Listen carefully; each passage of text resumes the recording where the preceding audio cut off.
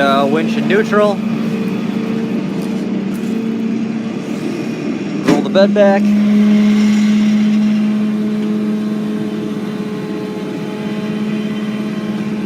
And since we're basically just on dirt, and this is kind of like a backyard cabin, campy area thing, I'm not going to worry too much about the ground. Any disturbance will be covered up the next time it rains. Not a huge deal. Plus it's safer to leave it in park because I don't want it to roll back and then I got to dig it way out of there. So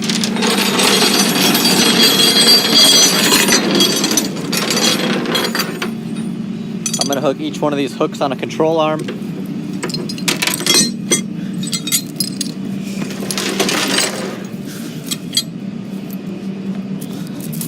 Now this car is going to scrap, so some of the things I do may be different than some of the things somebody does that picks you up from AAA or something, because this car,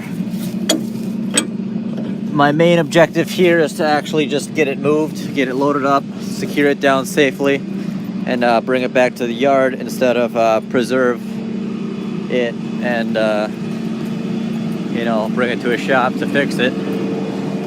So put the clutch back in on the winch, push down on this.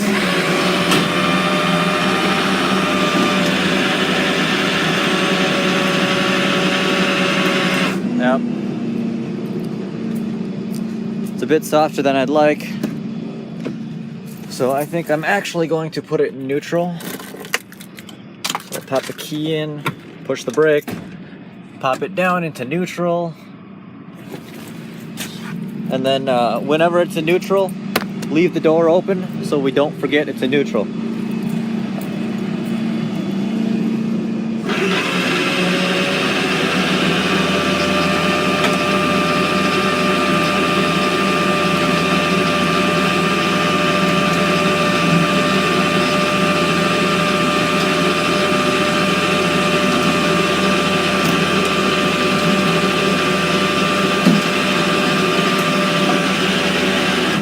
Alright, now that we got the all the tires, the drive tires especially, that are actually on the bed, no longer dragging on the ground, I can go ahead and pop it back in park.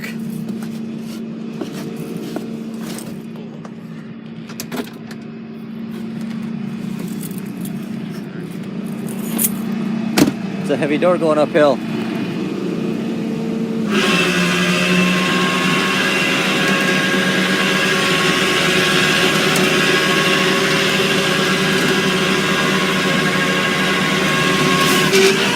Alright, now we got about that much room on the cable. We want to leave at least that much.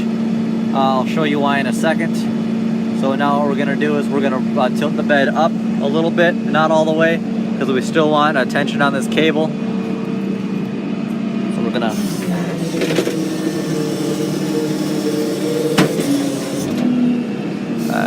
we'll bring it in a little, just so the truck's not working so hard.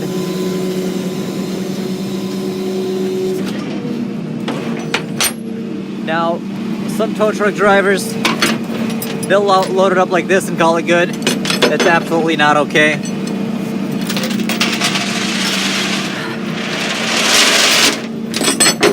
If you're moving it around just your private lot or whatever, do whatever you want, but on a public road, you actually got other people driving around. You got to keep everything safe.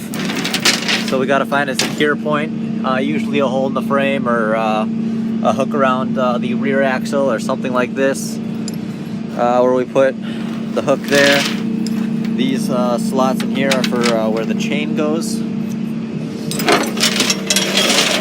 And then since we don't want the rest of this to be flopping down around the highway and hitting cars and stuff, I'll put it in front of the tire. And I'll show you how that works in a second. Same thing on the other side.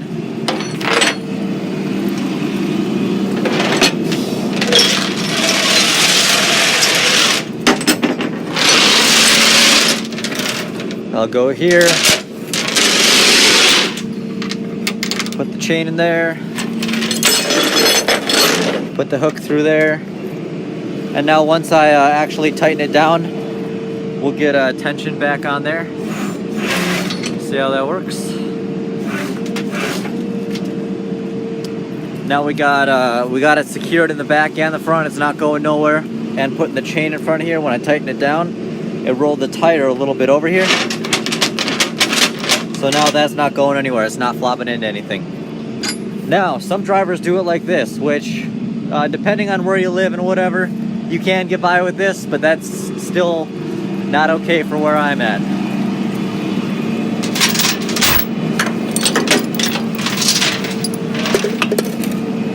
In case the gears in this strip or the cable breaks or something, we still don't want this to go rolling back and hitting a car.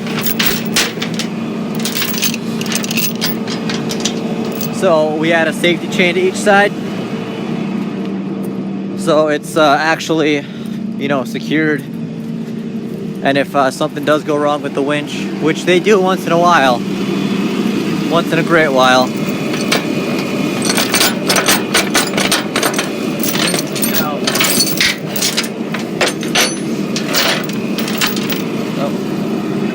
this chain is stuck down in this hole here.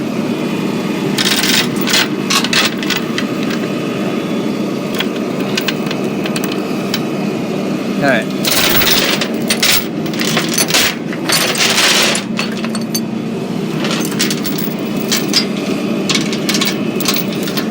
Now we got both safety chains on. We got it secured in the front and the back. We can go ahead and roll the bed up. Make sure it's down all the way. When you get almost all the way forward, make sure to just double check, make sure it's down all the way. Because what happens if it's not down all the way is this is supposed to slide into here like that, and if it's not down all the way, it'll fuck it up and bend it all up. And this plate's expensive to replace.